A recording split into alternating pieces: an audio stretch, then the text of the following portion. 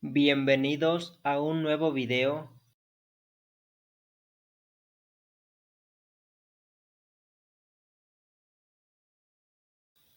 En este video voy a enseñarles cómo actualizar su WhatsApp si es que ya ha caducado. Este proceso lo pueden hacer siempre que necesiten actualizar su WhatsApp.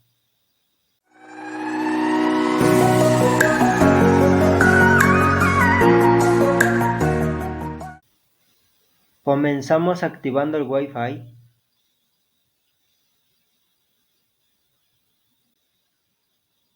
Ahora entramos a Google Chrome.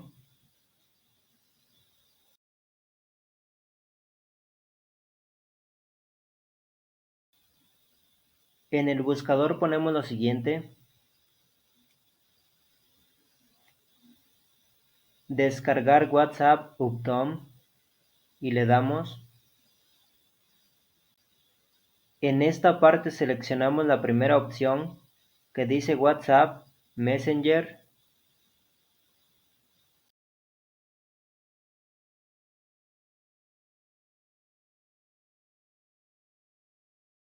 Bajamos un poco, le damos en última versión.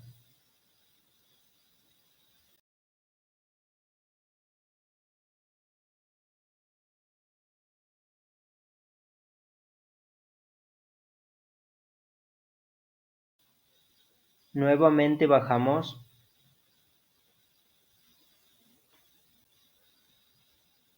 En esta parte le damos en descargar. Le decimos descargar.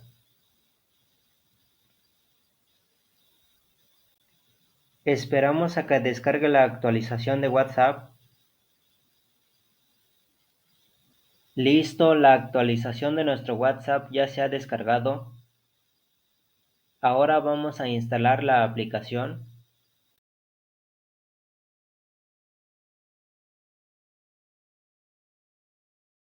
En esta parte simplemente le dan instalar.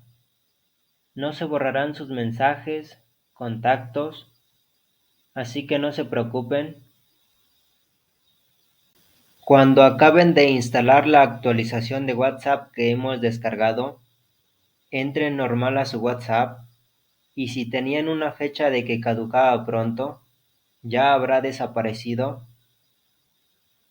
Todo el proceso lo hemos hecho sin la necesidad de tener o entrar a Play Store. Hasta aquí el video. Recuerden suscribirse, darle like y activar la campanita de las notificaciones. Nos vemos en un próximo video.